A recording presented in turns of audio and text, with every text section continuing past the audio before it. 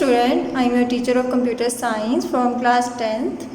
Students, next आपके पास chapter number 2 data type assignment input output statement, ये आपके क्या है चैप्टर का नाम। इससे पहले हमें ये पता होना चाहिए आपके पास यहाँ पर हम बाकायदा एक लैंग्वेज स्टार्ट कर रहे हैं जिसका नाम है बेसिक।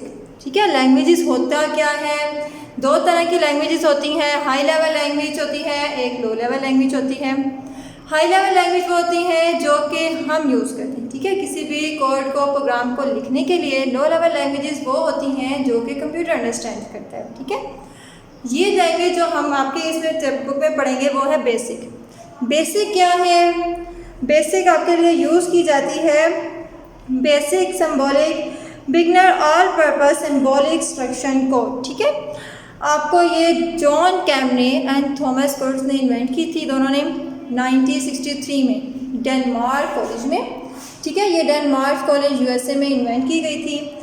यहाँ पे इस लैंग्वेज को हम पढ़ेंगे GW बेसिक को हम क्या कहते हैं, इंटरप्रेटर भी कहते हैं। ठीक है, इंटरप्रेटर देखें, अब यहाँ पर हम लोगों ने क्या कहा है कि ये लैंग्वेज है, उसके बाद हम GW बेसिक पढ़ रहे हैं, वो क्या है, एक इंटरप्रेटर।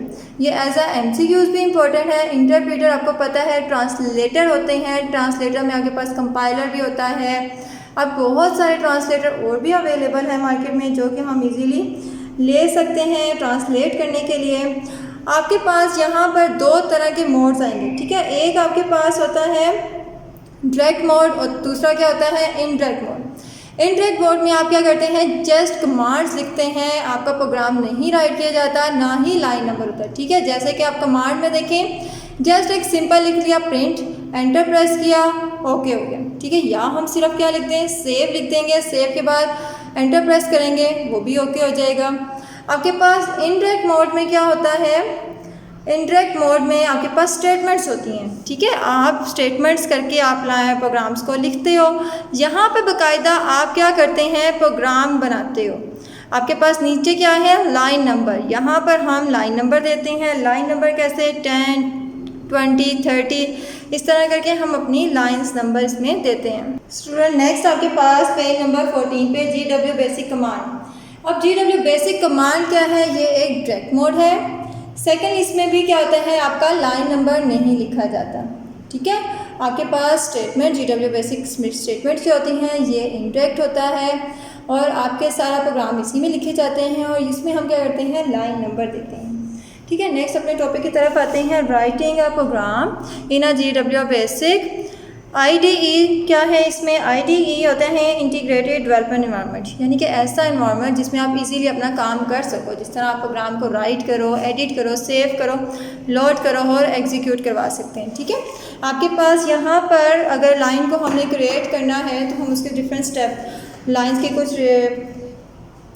रूल्स हैं। नंबर 1 क्या है, जो आपकी लाइन नंबर है वो 0 से लेकर 65,529 तक लाइन नंबर होती है। ठीक है, जो हम इस तरह लाइन्स नंबर देते हैं।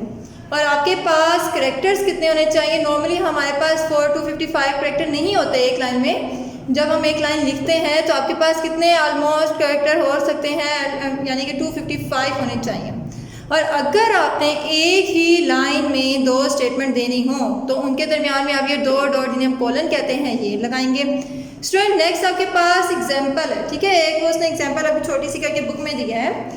आप क्या करते हैं कि आपने लाइन नंबर दिया है 44। ठीक है, उसके बाद आप क्या कर रहे हैं, नेक्स्ट आपका क्या आना चाहिए, 45। ठीक है, आप क्या करते हो, 60। आप क्या करोगे, जब आपकी वो एग्जीक्यूट होगा तो एग्जीक्यूट में क्या करेगा, 44 के बाद वो लाइन नंबर 45 पे ही जाएगा, क्योंकि वो एक ऑर्डर पे ही एग्जीक्यूट करवाएगा। देन 45 के बाद लाइन नंबर 60 पे आएगा। ठीक है, अगर आप स्टूडेंट्स कोई लाइन रिपीट कर देते हैं, लेट्स सपोज जैसे कि आपने 10, 20, 30, 10, ठीक है, आपने दोबारा रिपीट कर दी तो जो पहले वाली लाइन आपकी लिखी होगी वो उसको क्या कर देगा, ख़त्म कर देगा। ठीक है, वो सिर्फ आपकी नेक्स्ट जो आपने लाइन लिखी होगी वो उसी को ही सेव करेगा। स्टूडेंट, यहाँ पर आपके पास नेक्स्ट आता है सेव द प्रोग्राम। ठीक है, आपने सेव करने के लिए हम क्या यूज़ करते हैं, F4 भी यूज़ कर लेंगे। ठीक है, शॉर्टकट की हो जाएगी। या आप क्या लिखेंगे, सेव लिखेंगे। सेव कर या आप सेव लिख लेंगे, देन एंटर प्रेस करेंगे। अगर तो वो सेव होगा तो ओके हो जाएगा। नेक्स्ट अगर नहीं होगा तो आपने आपके पास सेव करने की ऑप्शन आएगी, यानी कि आपने किस नाम से सेव करना है। तो आप क्या करेंगे, सेव लिखेंगे, सेमीकोलन यूज़ करेंगे, सी आपकी ड्राइव है, आप उसके बाद कोलन स्लैश, उसके बाद आपने सम लिखा .bas। ये जो यूज़ किया है मोस्टली आपको पता है एक्सटेंशंस होती हैं, जिस तरह आपके पास माइक्रोसॉफ्ट की एक्सटेंशन होती है .doc, इसी तरह आपके पास बेसिक की क्या है .bas। ठीक है स्टूडेंट्स। उसके बाद नेक्स्ट है लोड द प्रोग्राम। स्टूडेंट क्या होता है, हमारा प्रोग्राम सेव है आपके पास किधर चला जाता है, मेमोरी में। ठीक है, आपने आप उसे क्या करना होता है, लोड करना होता है किसी हार्ड ड्राइव में, यानी कि आप सेकेंडरी स्टोरेज डिवाइस में सेव करना चाहते हो तो आप लोग क्या करोगे, उसको किसी डिस्क में सेव कर लेंगे। ठीक है, हार्ड डिस्क में चला गया तो आपने आप लोड करना है तो लोड करने के लिए F3 शॉर्टकट यूज़ करेंगे, साथ लोड कमांड यूज़ करेंगे, या आप लोड इस तरह लिख सकते हैं, या आप क्या करेंगे, लोड लिख के इसी तरह सेमी को डबल कोटेशन मार्क सी लिखेंगे, कोलन स्लैश सम डॉट बेस, ठीक है, BAS। ठीक है, फिर डबल कोटेशन मार्क क्लोज कर देंगे। अगर तो स्टूडेंट आप लोग दोबारा कुछ फाइल देखते हो और आपको नहीं मिलती तो आप क्या करते हो, उसके नाम से कर लेते हो। अगर नहीं मिलती तो वो एरर मैसेज शो करेगा, और अगर आपको नहीं मिल रही तो आप क्या करेंगे, जो उसकी उस टाइम करंट डायरेक्टरी होगी आप उसमें जाके देख लेंगे कि आपकी फ़ाइल किस में सेव है। ठीक है, लास्ट में आपके पास आ जाता है एग्जीक्यूट द प्रोग्राम।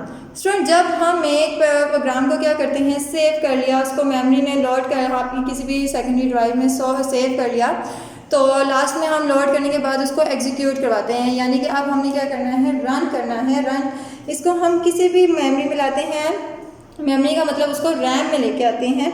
हम शॉर्टकट की यूज़ करेंगे F2, और साथ हम क्या यूज़ कर लेंगे, या हम क्या यूज़ कर लेंगे, RUN रन कमांड लिखेंगे तो वो रन हो जाएगा। ओके स्टूडेंट, ये सारी कमांड, ये जो आपके पास फंक्शन कीज़ इसमें यूज़ हो रही हैं, सारी बहुत इंपॉर्टेंट है एज अ शॉर्ट क्वेश्चन, और आपने इनको अच्छी तरह समझना है और इनको अच्छी तरह याद करें। ये टॉपिक जो मैंने आज आपको पढ़ाया है ये आपके पेज नंबर 13 से 15 तक कंप्लीट हो गया है, 15 के अब तक। ठीक है, आप लोगों ने वहाँ तक इसको अच्छी तरह याद करें, समझें और इसकी थोड़ी सी प्रैक्टिस करें।